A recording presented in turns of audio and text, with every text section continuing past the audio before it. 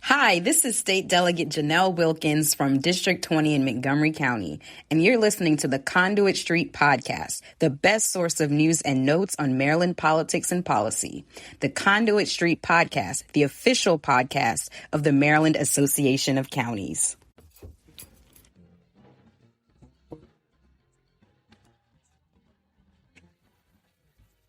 Welcome to the briefing room here on the Conduit Street Podcast. I'm Butchko, and joining me in the host spot is Terry Hickey, Director of Baltimore County's Department of Housing and Community Development. Terry, welcome to the show.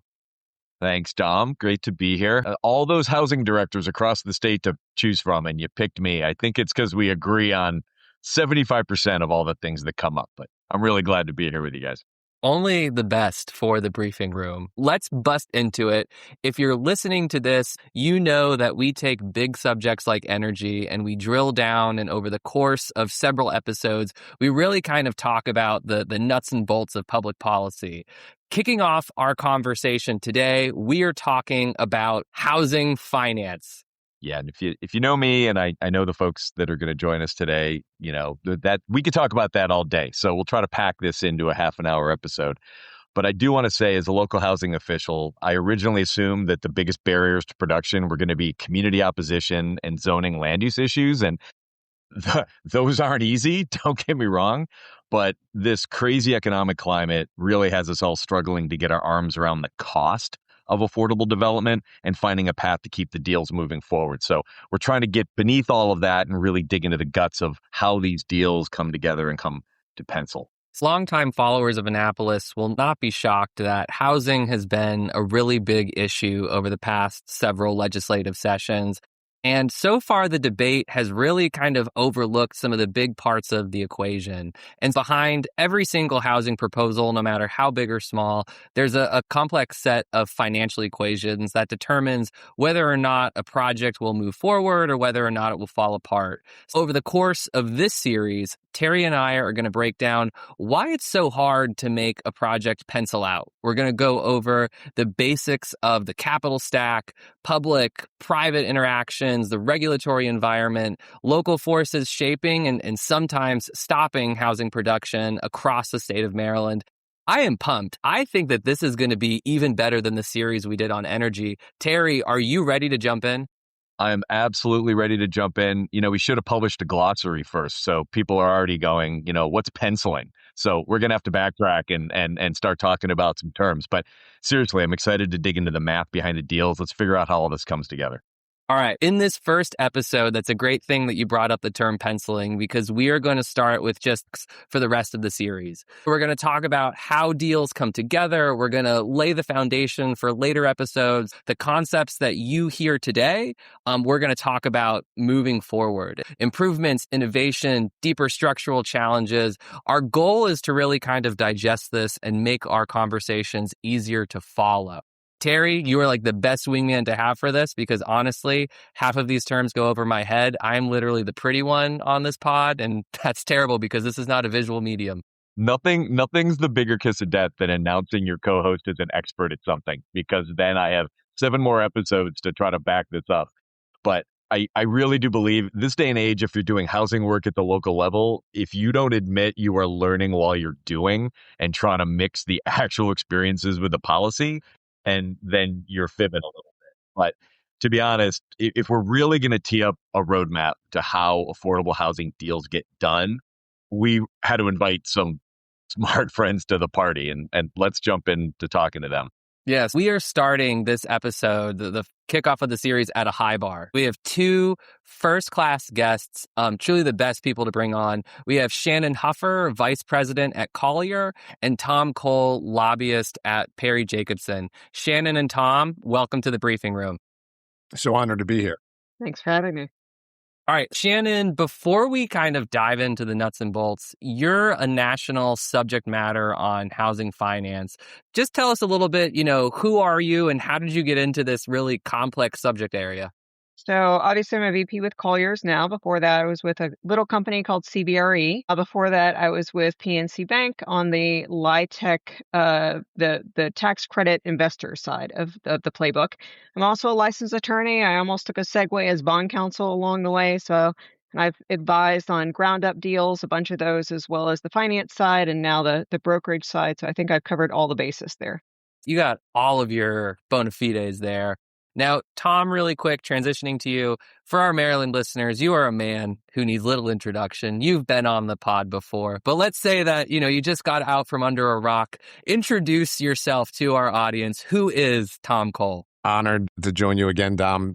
I see my job as helping Marylanders build things, and I help the government, my friends in government, use the private sector to achieve their objectives, whether that is providing housing, creating renewable energy, economic development. It works both ways. And if we can align those interests, we can do really cool things together. So I love chatting with people like you, Dom, and Terry, a great friend and partner in this work. So looking forward to this discussion. Awesome. So at public hearings, everybody's asking me questions. So I like this. I get to ask questions and then sit back and listen to cool answers. So we are going to start with Shannon. I'm sure our listeners have some sense of housing finance, but not really how the deals come together. So I want to kick this off with some housing finance 101. And Shannon, one of the reasons we approached you about doing this is we really, really love and appreciate the way you break these things down on social media and generate real conversation about these deals. You make it really understandable. So can you do that for our listeners? Break down the various funding sources. How are these things structured in residential housing deals? And just overall, what are some of the major differences between market rate and affordable housing deals?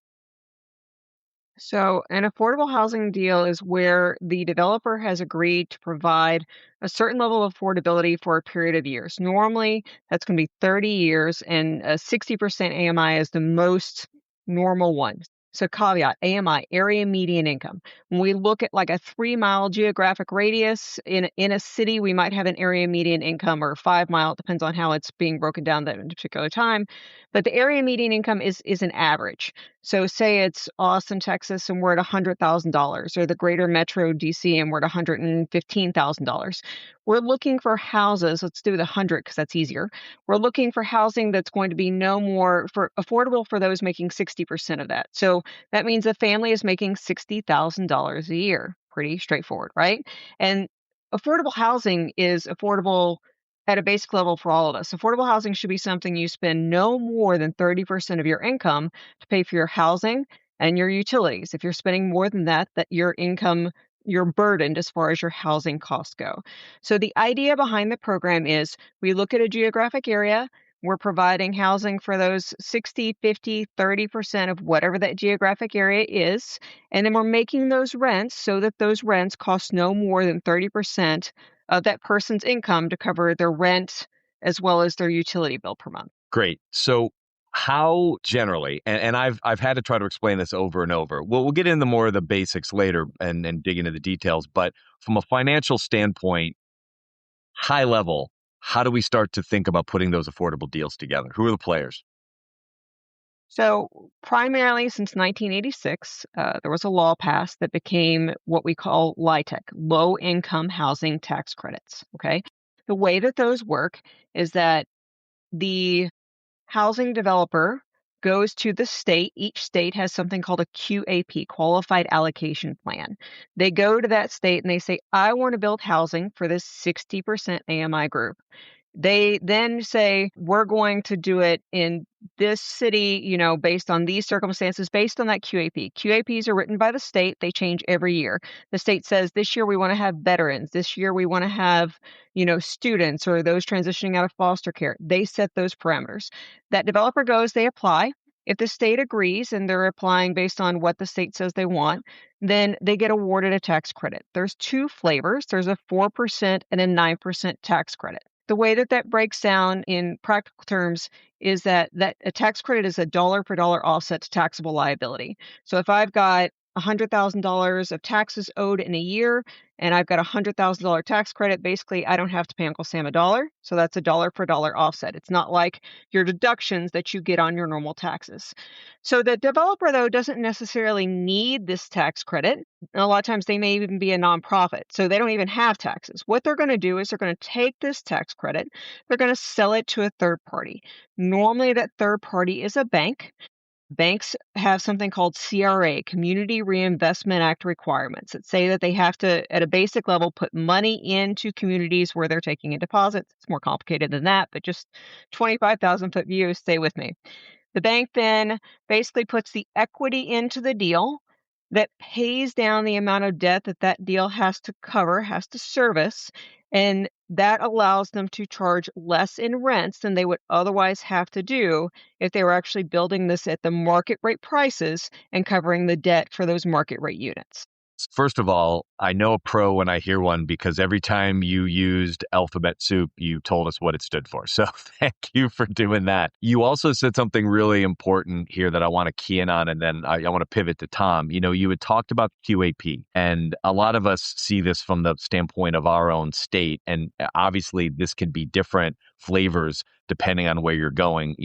Tom, you've been swimming in this pool for a while.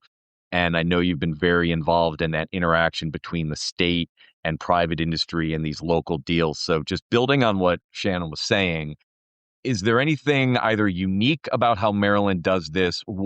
Anything unique about our QAPs or just the general environment of Maryland? How does it stack up and how do these things end up working out?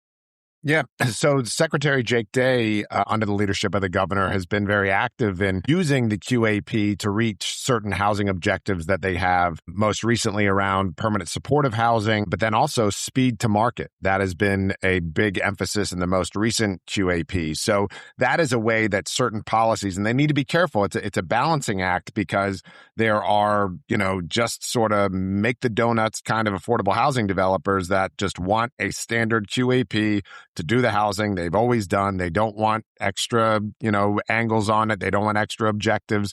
They just want to do it the standard way. And then there's others who have maybe been boxed out from the low-income housing tax credit process in the past that want a little bit more innovation in the QAP to draw them in, to make room for them and maybe give them a competitive advantage. Because one thing that there is amongst the low-income housing tax credit program is you have 9% competitive deals and 4% bond deals, and the 9% deals, for those that have not been able to access that, sometimes they'll want to get an advantage in the QAP to make it so that they can access that easier. But in addition to that, our financing mechanisms in the localities and in the state is sort of where I come in, is helping for the remaining gap. Because while LIHTC can fund a large portion of that, it is limited in terms of how much of a project it can fund. And so you'll need to find sources of funding for the subordinate debt that is gap financing, and then also through things like housing opportunity funds, so revolving trust funds that many of our localities have done as well. So that's not unique to Maryland. I would say that just about every state has some form of gap financing mechanism, but that's how Maryland utilizes this financing scheme. We have the low-income housing tax credit, the LIHTC, as the core of the financing mechanism, but then we have some additional financing tools to build out what's called the stack. So any affordable housing developer will refer to a stack, and that's sort of like, just think of a bar chart of different colors, and that's the different financing that's coming into the deal. Now that we kind of talked about some of the sources of funding and the capital stack, what it actually is, Tom, I think the way you described that was beautiful. I'm going to shoot this out to Tom or Shannon, whoever wants to kind of take a first bite at the apple at this. Now that we have the stack, who are the players that are interacting with the developers and kind of building out that stack? I mean, we use the term, there's the banks and we have the cartoon Wall Street guy, but who actually are those organizations or are those folks? And then in addition to that, what's the role of state and local government kind of fitting into that puzzle, making sure the capital stack actually stacks? Yeah, I mean, I'll pick that up and then toss it back to Shannon. But, with all of these affordable housing projects, the closing date is such a sensitive and delicate component of the project. And the reason for that is, with that capital stack, you might have up to 30, even 40 sources of revenue, sources of funding for that project. And each of them have their closing dates all aligned, preferably on the same day, but sometimes within 2 or 3 days of one another. And so if there's any delay with either the state or some other financing component of that project, that can blow up the closing date. And if you blow up the closing date, you need to reset interest rates and it can destroy a deal. Now, in terms of the various parties that are involved, here in Maryland, we have the credit division within DHCD, which Department of Housing and Community Development, which is just amazing. And everything they do, everything they handle, all of the deals that they're working through the process. They have various committees that review it. They have underwriting. They do the same kind of underwriting that a bank does in terms of evaluating whether or not the state money that is being put into a deal, that is going to be a good use of taxpayer funds, that it will be refunded. Rental Housing Works is that subordinate gap financing mechanism that just about every affordable housing project in the state utilizes. So that's the primary thing they're underwriting on. They're not really underwriting on the LIHTC contribution, but they are for that gap financing. And then more and more, and this is something that I really do give MACO a lot of credit for and our local government partners, there's been so much emphasis and energy put into these housing trust funds that are providing critical funds that get you down. A lot of these projects are at the 5-yard line, and they close that 5-yard line gap where, but for that financing, it wouldn't be possible. And what I'm really excited about and starting to see is we're seeing more innovation in the housing space with those trust fund dollars, meaning you don't just have to do LIHTC to build affordable housing, that you can innovate around housing, figuring out how to bring local contributions into a deal to provide affordable housing outside of what is sometimes a bit of a stale and not always very efficient way of providing housing through LIHTC. And I'll add to that and say that it's a new development that we're seeing where we have to have this very complex capital stack that Tom's talking about. So really, before probably 2019 or so, you could conceivably do LIHTC deals in several states without needing the alphabet soup of your other capital stack, without needing the home, the CDBG, the trust fund board funds. But with the rapid increase that we've seen as far as the cost to development, as well as the doubling of our carry cost, that is, of course, what we're paying for debt these days, those numbers just don't work. So that gap has gotten wider and wider and wider. It used to be that 9% deals very rarely ever need a gap. Now even 9% are doing them. You can't do a 4% deal unless you're in what's called a QCT. That's a qualified census tract. How that plays in is a qualified census tract gives you a basis boost. The tax credits are calculated based on your basis. That's your bricks and sticks and soft funds in the project, not the land and not some of your carry costs or interest cost. So when we look at those bricks and sticks costs, say it's $10 million, I'm sitting in a QCT, that 4% or 9% is going to be based off from $13 million instead, which is equivalent to putting, roughly a third more tax credits into the deal if it's sitting in that QCT. We almost have to have that these days, or we're just not going to have enough tax credits to get there. That being said, those soft fund boards are really being stretched because they just can't keep enough funds to really make this happen. So, Tom, I don't know if you want to add to that at all. No, I mean, that was perfect. I really appreciate how Terry sort of set up this conversation, which is that financing is where I am paying all of my attention as a housing advocate. The zoning is nice, the bulk regulations, we should all look at those things. Density, that's fine. But many, if not most, affordable housing projects right now are not being held up due to zoning and density. They're being held up due to financing issues. I will say that we're seeing on the financing side that's causing stress is, I talked about working for PNC. They're a syndicator. They buy the tax credits, those banks that buy the tax credits. That can be Boston Capital, For Capital, Enterprise. Those are all some very big tax credit buyers across the United States. And with the Big Beautiful Bill Act, we had what's called the 50% test. And that was on a 4% deal, you had to have 50% of it funded via public activity bonds, right? So most states, those bonds are stressed to the max because those bonds are there to cover what the state considers important. Everything from sewer and water lines to trying to lure a factory in to LIHTC development. Where they were capped, we couldn't do 4% as of right, i.e. I apply, if I get qualified, I get the tax credit. The idea behind that was to open that up. What it did in practice, it did open up that that pipeline of 4% deals, but it doubled the amount of those tax credits out there available for purchase. But we didn't get any more of those tax credit buyers.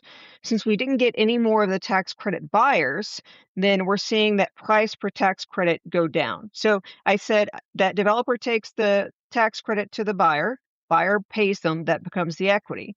Well, in 2015, if I took that tax credit to that buyer, I might get $1.10 because my corporate taxes were higher and there was people competing for that tax credit.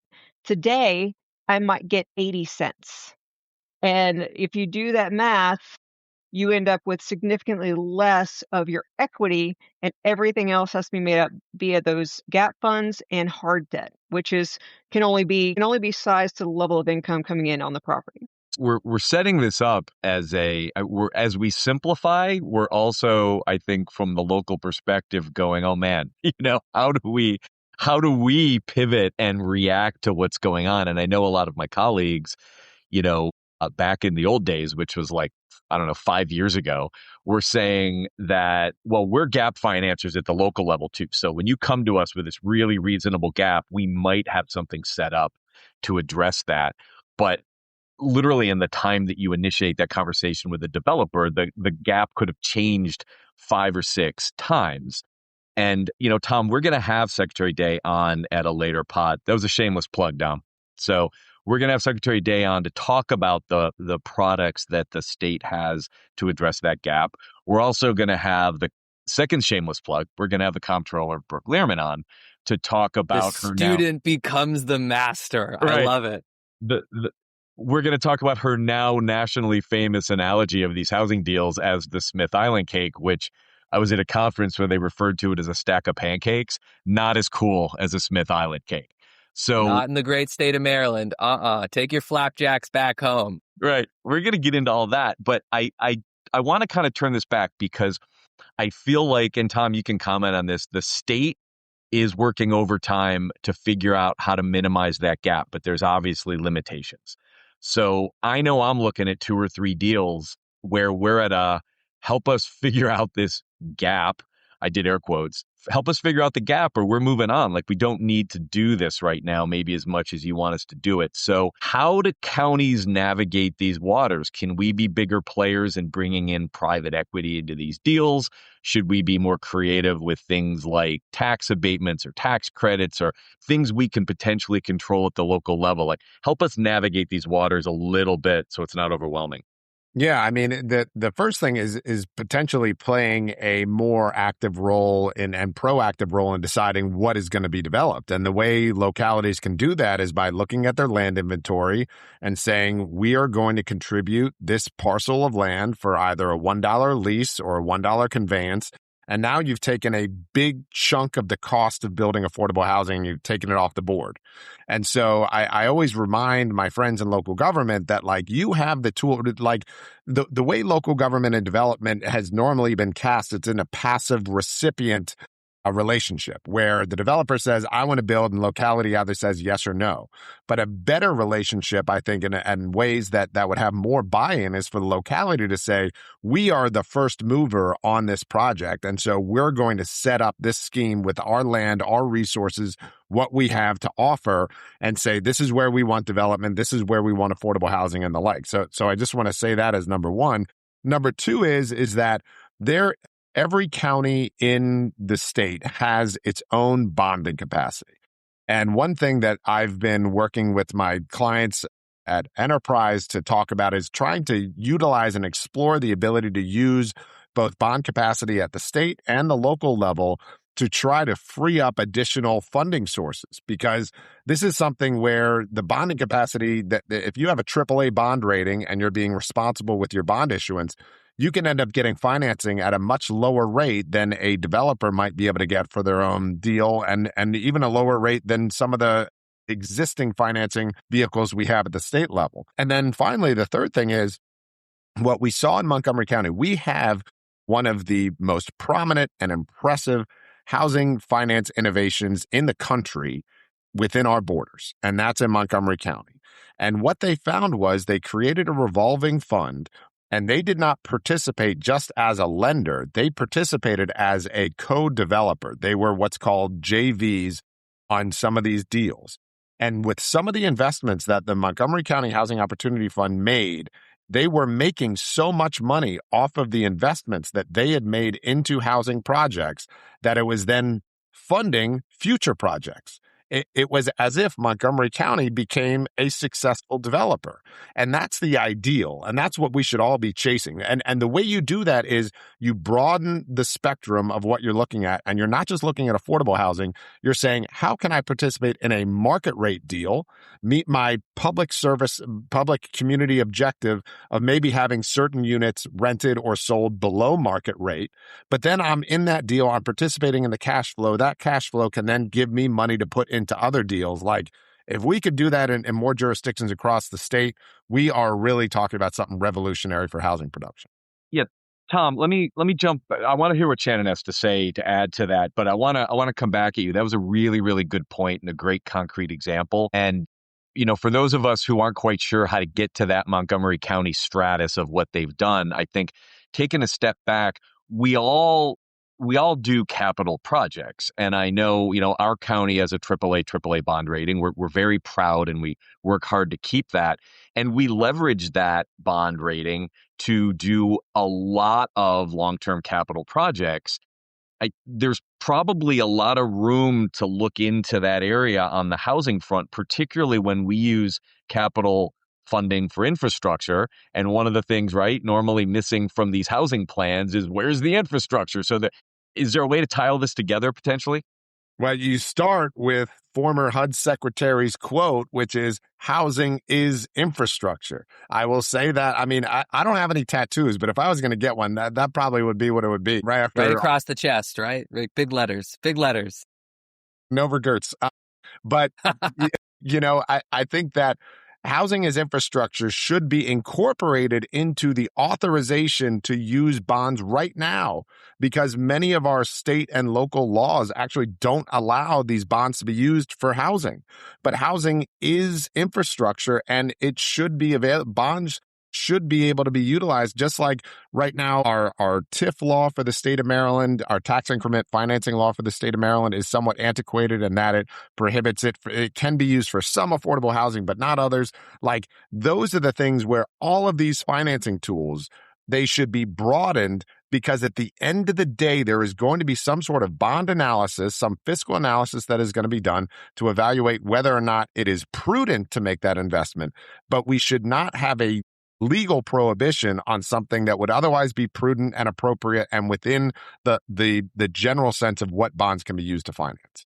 It's good to know Tom's not passionate about this area at all, and no ideas for moving us forward. But Shannon, I wanna bring you in, like, thinking nationally, bigger picture. A lot of the things Tom was saying, what tools, what levers can us locals start to pull and push to start to generate more interesting revenue sources to deal with these gaps in these local deals? I'm sorry, I just had this mental image of Tom with like the tattoo across his chest, and Yeah, I was trying not that's to, what I had to Shannon. start on this. That's awesome. For those that can't see this conversation here, it's interesting. Now, so on a national level, look, I'm seeing more and more housing authorities step in and do a 99-year lease. That's been a structure in Texas for a long, long time, and in many other states as well, where the housing authority or the public, whatever branch of that housing authority actually owns that land. And it does a couple things. One, it's kind of that automatic preservation of affordability. Two, it's a tax abatement normally, which is a huge thing on all of these deals, is taxes. Where are taxes going? Can they go up? So where we can control those two things and control the expense side, then sometimes we can help to offset to what Tom said earlier as far as the development side. Well, a couple of things, though, that I want to caveat is that I have seen some housing authorities go in and go, we're going to go execute what Tom's talking about, which is we're going to go buy this hotel and we're going to turn it into permanent supportive housing. And that's fantastic. It's not a bad idea. I'm working on a project like that in San Francisco right now. However, I've seen them overpay. So I would say that for these housing authorities that are looking to implement this, it's definitely good, because existing housing stock, you can buy it depending on where it's sitting and what it is, anywhere from say $50,000 to $200,000 a door. We can't build anything under $250,000 a door pretty much across the United States. You can easily get to $300,000, $400,000, $500,000 a door in Maryland, the Northeast. I've seen $1 million AC rehab deal in Boston not too long ago. So those existing deals are definitely going to be on a price per pound basis, a really good value. But just make sure that the housing authorities are having someone independent, I don't care who it is, just someone who knows what they're looking at, go in and value these things so that they're paying a fair market value for them to utilize them in the way in which they want to. I have a quick follow-up on that. You raised what I think is becoming the most ironic of pushback issues that I'm hearing. There's jurisdictions, not just in our state, across the country, that just haven't really put their heads behind what it's going to take to do housing that's affordable for everyone. And when they start to look at it, one of the pushbacks is exactly what you said, and I see you've written about. These units can be $300,000, $400,000, $500,000 a unit. So I've heard elected officials say, well, I know we need more housing, but we really shouldn't go down this road. It's just too expensive. And even though we're not paying it, they're sort of elevating the absurdity of the per unit count as a pushback on the actual thing that we're not doing in the first place, right? So what do you say to folks that say this has just been too expensive, we got to start over or not do it? We have to provide housing, right? If we want if we want a barista, if we want a firefighter, if we want a police officer, people realize when they say affordable housing, everybody's got this opinion of these Section 8, but in reality, affordable housing is increasingly encapsulating people like our police officers and our teachers in our schools. So if we don't find a way to make this happen at a fundamental level, our society starts to break down. Local employers cannot find employees. There was a really funny article, I've got to go find it, in Miami, I want to say, they actually built an affordable housing complex for their public defenders because people graduating and becoming public defenders were making so little, they couldn't retain them there without providing them housing because they otherwise could not afford to live there. So, it's not an option to say we're just not going to do it. To quote former President Biden, don't judge me against the almighty, judge me against the alternative. Like, LIHTC is the best that we have. And there are a lot of federal mandates that are put on LIHTC projects related to Davis-Bacon wages and other environmental considerations and everything in the QAP that we discussed before. All of those things add cost. And so there are a lot of public objectives that people have piled onto LIHTC, which make the cost greater. And so this is the best means that we have for financing affordable housing. It does not have to be the only means. Maybe Maryland can innovate and be the one that finds the alternative.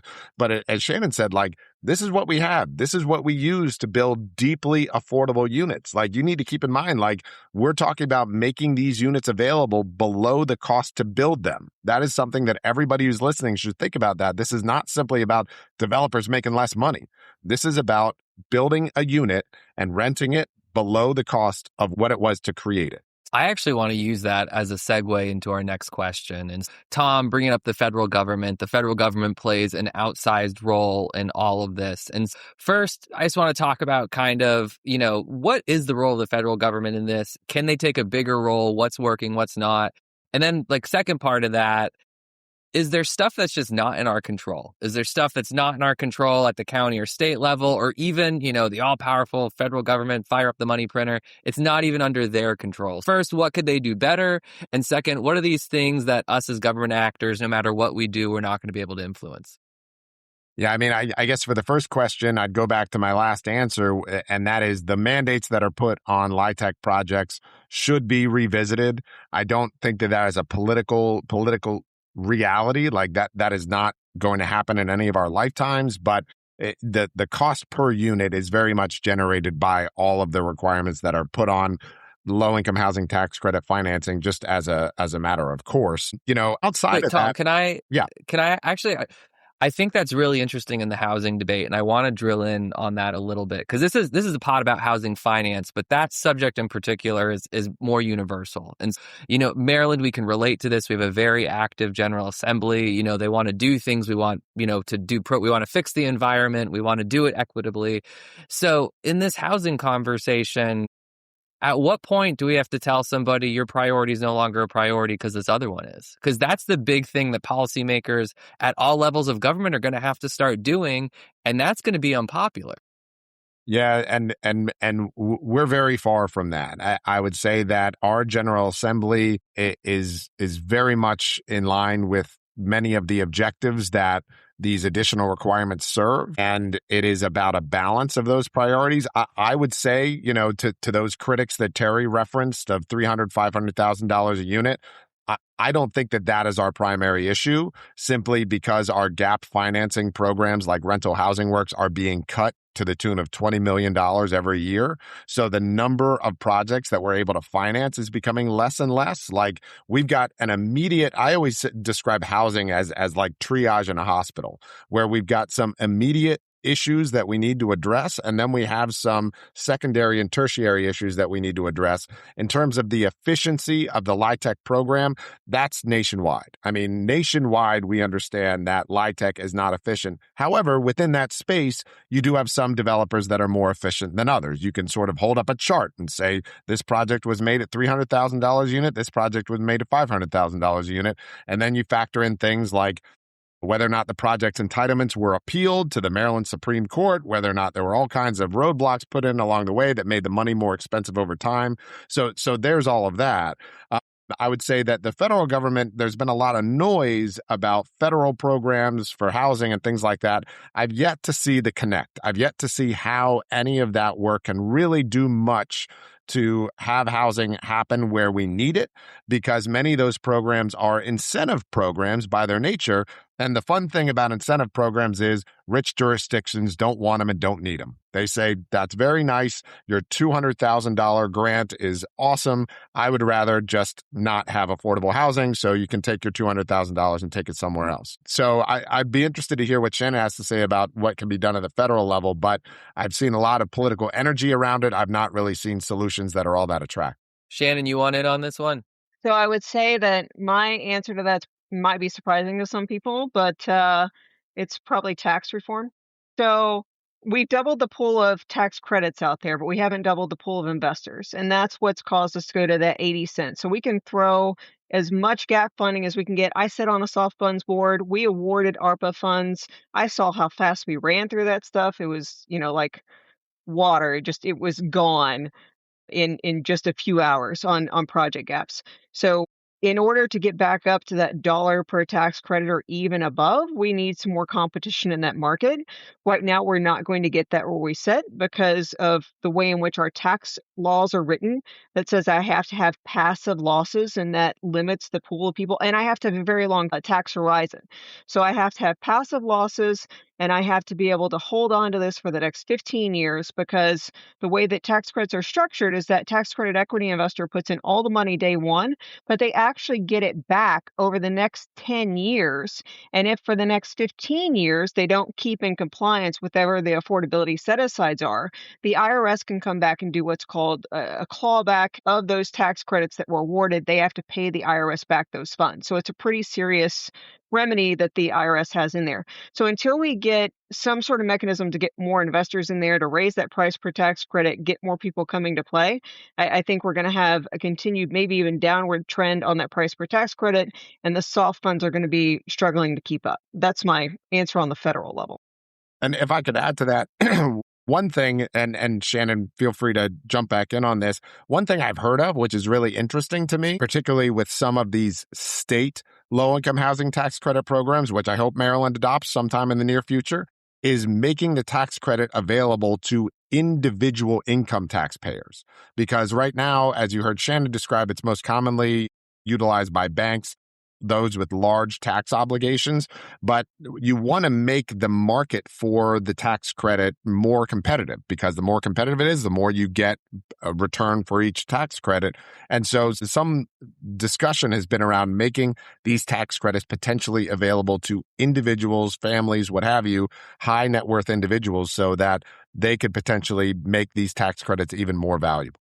Shannon, I want to give you a chance to either jump onto that I was thinking about what you've both been saying and things that are potentially in our control of the states and ways to drive more investment. And what pops up is something we're all kind of drilling in on now, which is the renewal of the Opportunity Zones program, and whether you both, starting with Shannon, really think this is an opportunity for locals to drive through the state, more investment in housing in their areas. I think we're really trying to figure this out. So tackle OZs and anything Tom said, anything else you want to add?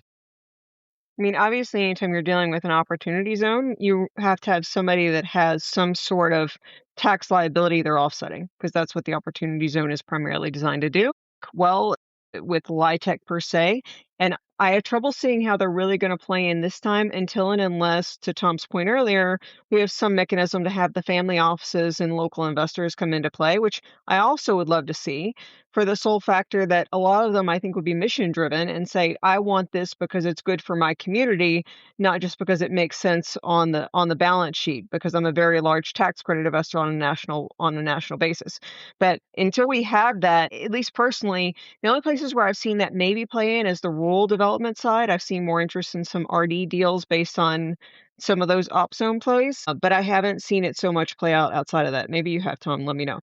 No, I mean, you said it. The opportunity zone, the last round really did not work. And in many circumstances, it was a designate first. And if you build it, they will come. And that was a bad premise. And how we've seen that shift, particularly under the Moore administration and the folks that are administering it there. I mean, I can't say enough great things about Brad Fallon's team and DHCD.